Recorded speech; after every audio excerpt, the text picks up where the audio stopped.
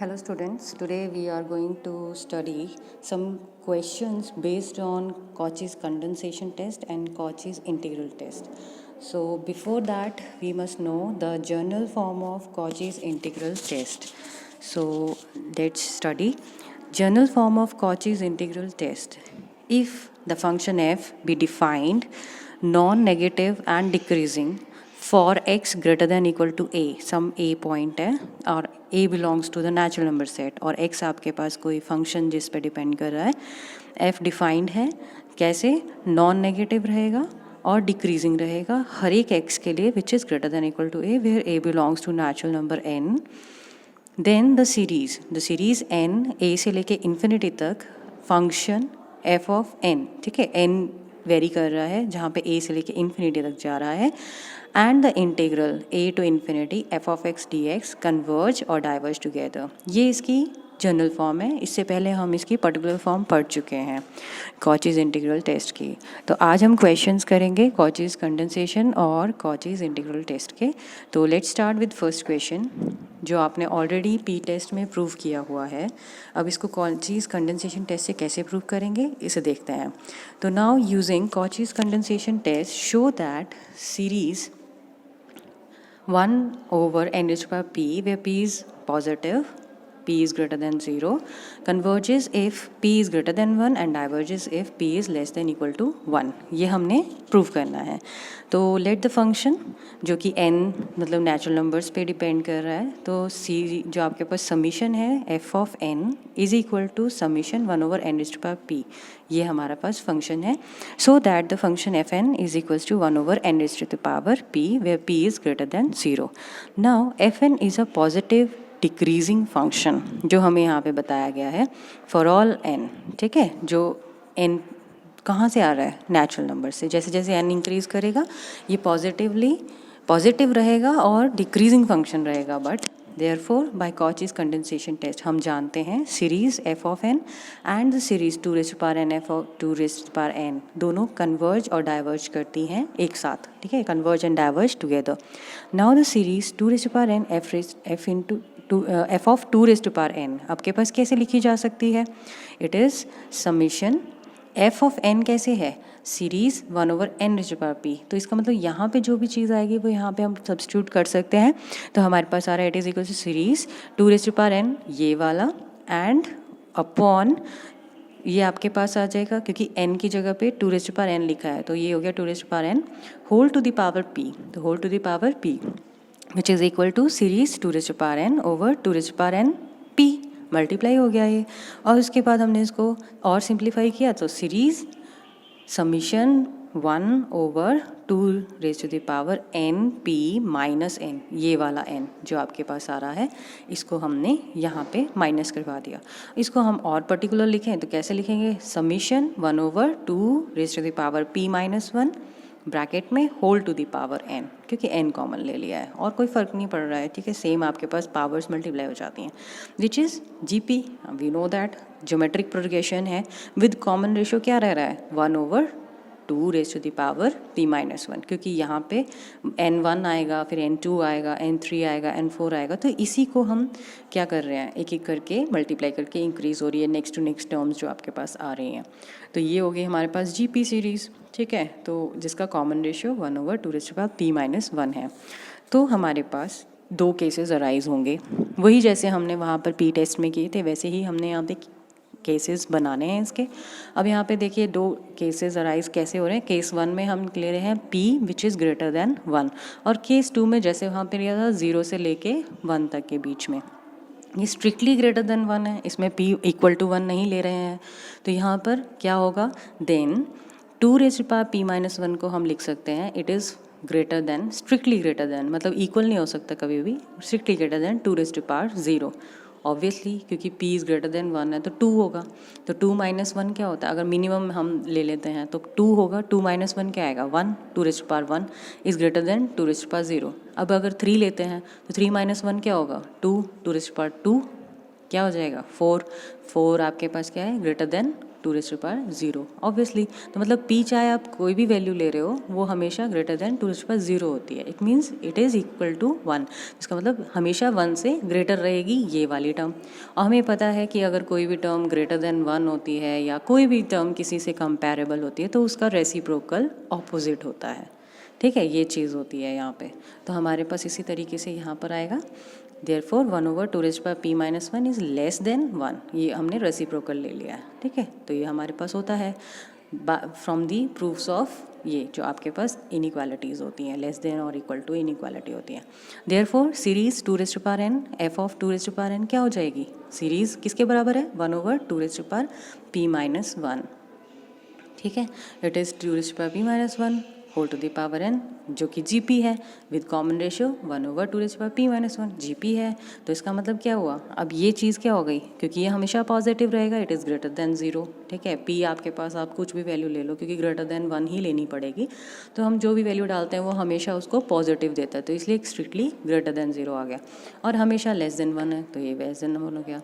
अब जो भी GP सीरीज़ जिसका कॉमन रेशियो 0 और 1 के बीच में रहता है वो क्या करती है? कन्वर्ज करती है। ये हमने पढ़ा है। ठीक है, सम ऑफ GP सीरीज़। ठीक है, तो वो क्या आता है? Therefore hence series 2 raise to power n f of 2 raise to power n converge करेगी। आपको कुछ बेसिक कंसेप्ट्स क्लियर होने चाहिए। जैसे यहाँ पर GP सीरीज़ है और आपके पास उसका कॉमन रेशियो अगर 0 और 1 के बीच में होता है तो GP सीरीज़ क्या होती है? कन्वर्ज करती है। तो therefore series f of n क्या बनी? It is equal to series 1/n raise to power p। क्योंकि हमने पढ़ा है कि कंडेंसेशन टेस्ट में सीरीज़ f ऑफ n और series 2 raise to power n f of 2 raise to power n दोनों कन्वर्ज और डाइवर्ज टुगेदर करती हैं, तो इसीलिए ये भी कन्वर्ज करेगी फॉर p ग्रेटर देन 1।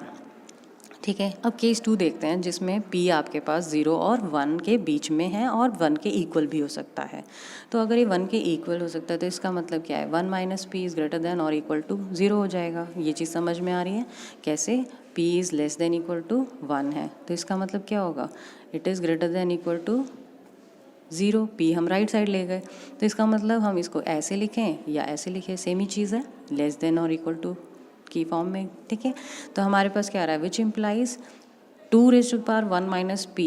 अब ये ग्रेटर देन इक्वल टू 0 होता है तो इसका मतलब ये भी ग्रेटर देन इक्वल टू जब अगर p 1 के बराबर होगा, क्योंकि हमने बोला है कि p 1 के बराबर हो सकता है। तो अगर p 1 के बराबर होगा तो 2 raise to power 0 is equal हो गया and with is equal to 1। Again हमने वही कंसेप्ट लगाया जो हमने यहाँ पे लगाया था, तो रेसिप्रोकल करके आपके पास लेस देन इक्वल टू 1 हो जाएगा। और therefore series 2 raise to power n f of 2 raise to power n जो कि हमारे पावर सीरीज़ आ रही है 1/2 raise to power p minus 1 whole to the power n is a GP series. Again वही चीज़ विद कॉमन रेशियो दिस, जिसमें common ratio greater than और equal to 1 आ रहा है। और हमें पता है अगर GP सीरीज़ का कॉमन रेशियो ग्रेटर दैन और इक्वल टू 1 होता है तो हमारी सीरीज़ क्या करती है? डाइवर्ज करती है। और अगर ये डाइवर्ज करेगी जो कि इक्वल किसके? 2 raise to power n average, ये भी डाइवर्ज करेगी। और बाय कंडेंसेशन टेस्ट आपके पास क्या आएगा? जो आपकी सीरीज़ है वो भी डाइवर्ज करेगी। लेट्स सी उसे कैसे करेंगे। यहाँ पर जैसे therefore series fn is equals to series 1/n raise to power p diverges for 0 less than p less than equal to 1. ठीक है, now combining both the cases we get series 1/n raised to power p is greater than 0 converges for p greater than 1 जो p test कहता है and diverges if p is less than और equal to 1। ये सारे के सारे जितने भी रिजल्ट्स हैं ये आपको ध्यान में रख के ही क्वेश्चंस करने पड़ेंगे। Now if p is equal to 0 then f of n is equals to 1। ठीक है, जब आपके पास p इज़ इक्वल्स टू 0 होता है दैट इज़ हमारे पास जो भी p की वैल्यू 0 है तो कोई भी वैल्यू 1/समथिंग जो भी है n belongs to natural number तो वो भी क्या हो जाएगा? 1 हो जाएगा। तो सीरीज़ 1 हो जाएगा which does not tend to 0 as n tends to infinity और therefore the positive term series diverges. मतलब अगर p 0 हो जाता है तो ये सीरीज़ आपकी डाइवर्ज करेगी। ये तो हो गया हमारे पास p इज इक्वल टू 0। अगर p लेस देन 0 है तो हम क्या करेंगे? If p is less then 0 तो हम इसको मान लेते हैं ये हमारे पास सम q है जो कि देन ये माइनस में आ रहा है। इट मीन्स हम जैसे अगर p को 2 लेते हैं तो इट इज़ -2। ठीक है, तो आपके पास p की वैल्यू -2 आ जाएगा अगर q आपके पास 2 है या 3 है या जो भी वैल्यू है। ठीक है, तो इट इज़ नेगेटिव हो जाएगा। तो f ऑफ n आपके पास क्या बन जाएगा? n raised to the power p, which is n raised to the power q, क्योंकि n is equals to minus of q, तो ये ऊपर चला गया, तो हमारे पास आ गया it tends to infinity as n tends to infinity. Therefore f of n does not tend to 0 as n tends to infinity. ठीक है, ये अब टेंड्स टू इन्फिनिटी जाएगा ना, डज नॉट टेंड्स टू 0. ठीक है, इसका मतलब 0 होना चाहिए था, ये तो इन्फिनिटी को जा रहा है. इसका मतलब क्या हुआ, but series f of n does not tends to 0 and it is positive term series. It is positive term series. Therefore हमें पता है by the property of series it diverges for p less than 0. Therefore we can say that series 1 over n raised to power p converges for p greater than 1 and diverges for p less than or equal to 1. Okay, क्योंकि हमारे पास जो p है अगर वो less than 0 होता है तो it is sum minus q, जहाँ पे q पॉजिटिव रहेगा. तो हमने एफ एन को इस तरीके से किया और as n tends to infinity q तो ग्रेटर देन 0 है, तो ये डाइवर्ज करता जाएगा, इंक्रीज होता जाएगा. तो as n tends to infinity this also tends to infinity. इसका मतलब क्या हुआ कि अगर p लेस देन 0 होता है तो भी वो डाइवर्ज करती है, इसीलिए हमने उसे यहीं पे कंबाइन करके लिख लिया है. Now next question is show that the series n 2 to infinity. ये ज़रूर ध्यान रखिएगा कि आपने क्या यहाँ पे दिया गया है, ये बहुत इंपॉर्टेंट होता है. कभी n इक्वल टू 1 दिया होता है, n इज इक्वल टू 0 दिया होता है या 2 दिया होता है, उसे ज़रूर देखिए. तो जैसे यहाँ पे सीरीज़ n 2 टू इन्फिनिटी दिया है 1 over n log n whole to the power p, n into log n whole to the power p where p is greater than 0. It converges for p greater than 1 and diverges for p less than equal to 1. तो देखिए इसे कैसे prove करेंगे. We have given series, इसको हम F N की form में लिखते हैं, जहाँ पे एफ एन हम ये राइट हैंड साइड में जो आपके पास आ रहा है उसको लिख देंगे 1 over n log n whole to the power p where p is greater than 0. Therefore fn is a positive decreasing function of n. ठीक है, ऑब्वियसली ये पॉजिटिव रहेगा हमेशा. ठीक है, and it decreasing function of n, decrease करता जाएगा. तो हमारे पास हम डायरेक्ट रिजल्ट यूज़ करेंगे कॉचीज कंडेंसेशन टेस्ट के. तो कॉचीज कंडेंसेशन टेस्ट से हमारे पास क्या आ रहा है कि series f n and series 2 raise to power n f 2 raise to power n converge and diverge together. हम क्या करेंगे, n की जगह पे 2 रेज़ टू पावर n मतलब ये वाली फंक्शन को चेक करेंगे. अगर ये चीज़ कन्वर्ज करेगी तो हम कह देंगे कि ये भी कन्वर्ज करे, अगर ये डाइवर्ज करेगी तो डाइवर्ज करेंगे. क्योंकि हमारे पास दो केसेस हैं तो हमें दोनों को चेक करना पड़ेगा. तो पहले series 2 raise to power n f 2 raise to power n हमने इसको देखना है कि ये डाइवर्ज करती है या कन्वर्ज करती है. तो series 2 raise to power n ले लिया, इसमें हमने एफ एन, तो हमारे पास फंक्शन जो दिया है उसी में हम सब्स्टिट्यूट करेंगे 2 रेज़ टू पावर n. तो हमने सब्स्टिट्यूट करा and we get right hand side ये वाली, और हमारे पास आ गया, इसको सिंप्लीफाई करके 2 raise to power n 2 raise to power n cancel हो गया, हमारे पास बचा log 2 raise to the power n. ठीक है, हमें पता है लॉग की प्रॉपर्टी लगा दी, n log 2 लिख सकते हैं इस चीज़ को, और whole to the power p लिख सकते हैं. तो 1 over log 2 whole to the power p series में 1 over n raise to power p, क्योंकि यहाँ पर हमारे पास n पे ही सीरीज़ है ना, बाकी तो कांस्टेंट है. तो अब हम इसको देखते, हमें पता है इस सीरीज़ के बारे में. इस सीरीज़ के बारे में क्या पता है, ये हमने पी टेस्ट में भी देखा है कि विच कन्वर्जेस, क्योंकि ये तो कांस्टेंट है, for p greater than 1 and diverges for p less than equal to 1. और इसी कंसेप्ट को यूज़ करके हम डायरेक्टली लिख सकते हैं कि series 2 raise to power infinity f n, जो कि हमारे पास n 2 से लेके इन्फिनिटी तक जाती है, जो कि ये है, it converge for p greater than 1 and diverge for p less than equal to 1.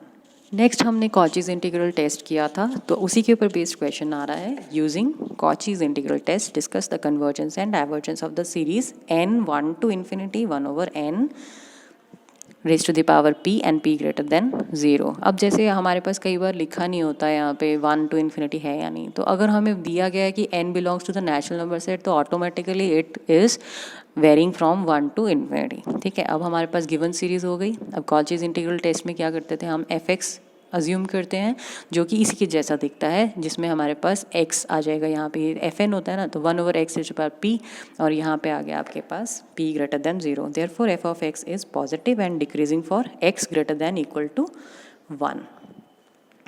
ठीक है, ये हमारे पास कंसेप्ट है because of the Cauchy's integral test में हम जो फंक्शन अज्यूम करते हैं, तो ये पॉजिटिव फंक्शन है और डिक्रीजिंग है किसके लिए, x greater than equal to 1 के लिए। तो कॉचीज इंटीग्रल टेस्ट हम अप्लाई कर सकते हैं अगर वो ये कंडीशंस को सेटिस्फाई करता है।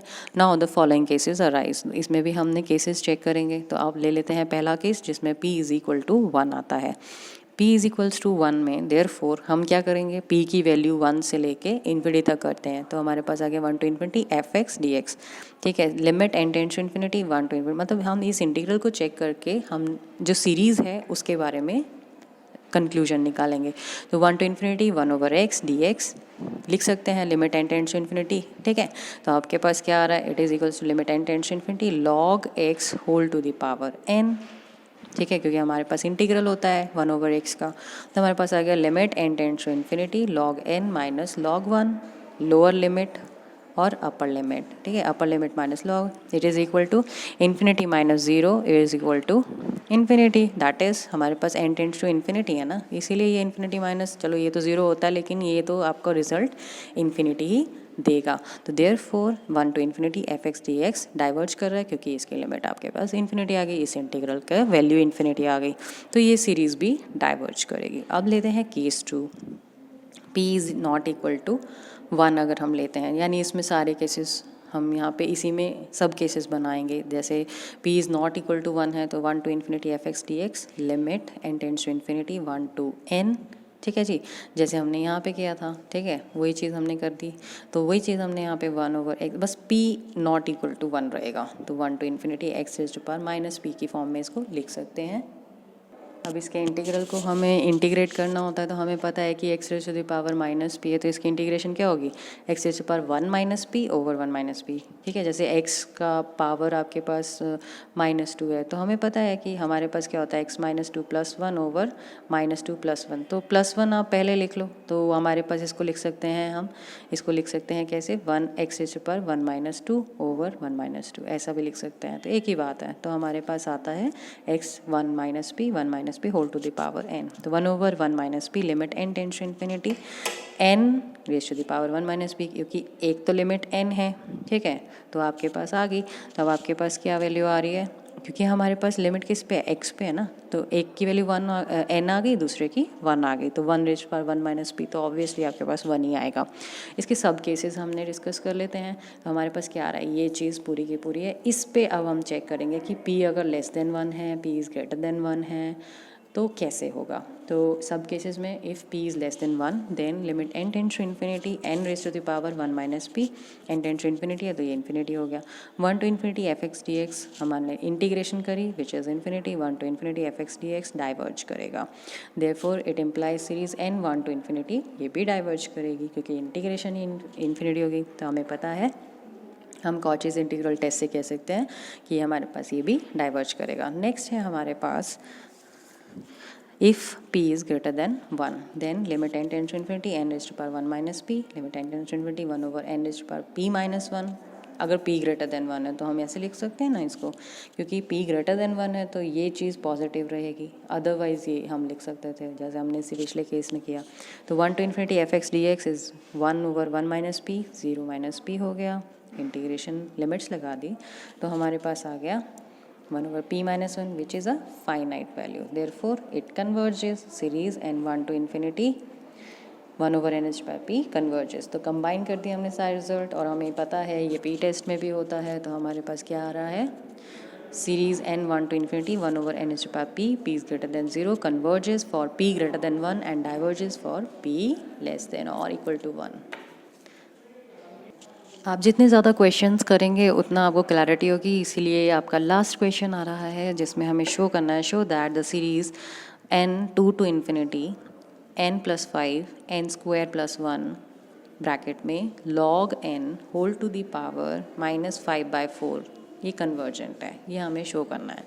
तो लेट्स सी हम कैसे कर सकते हैं इसको, कौन सा टेस्ट लगाएंगे। अब डायरेक्ट हमें लिखा हुआ है, हमें नहीं पता कौन सा टेस्ट लगाना है, तो हम पहले an लिखते हैं और फिर हम इसको देखते हैं कंपैरिजन टेस्ट से कैसे हो सकता है या नहीं हो सकता है। तो हम द गिवन सीरीज़ हमारे पास दी हुई है, series n 2 to infinity an where an is this one जो आपकी वैल्यू है, इसको हमने थोड़ा सिंप्लीफाई करके लिख दिया है, माइनस में था इसको डिनोमिनेटर में लिखा है, बाकी तो सेम ही है, विच is greater than 0 for all. क्योंकि यहाँ पे अब मैंने कहा था कि स्पेशली आप देख लीजिए कि n 2 से है, 1 से है या 0 से है, क्योंकि यहाँ दिया है 2 से है, अगर 2 से नहीं होता तो हमें इसमें केसेस चेक करने पड़ते हैं, क्योंकि यहाँ पर लॉग अगर 1 होता तो log 1 की वैल्यू 0 हो जाती, ठीक है, तो वहीं ख़त्म हो जाती बात। तो हम यहाँ पे इसीलिए इसको लिखेंगे स्पेसिफिकली कि n is greater than equal to 2, तो bn की वैल्यू आ जाएगी bn is equals to 1/n log n whole to the power 5/4, ठीक है। हमने ये अज्यूम किया bn, ठीक है, कंपैरिजन टेस्ट के लिए। तो an/bn हमारे पास कोई स्पेसिफिक फाइनाइट वैल्यू आती है या नहीं हम चेक करेंगे, तो हमने वही किया, लिमिट कंपैरिजन टेस्ट लगाया, limit n tends to infinity an/bn।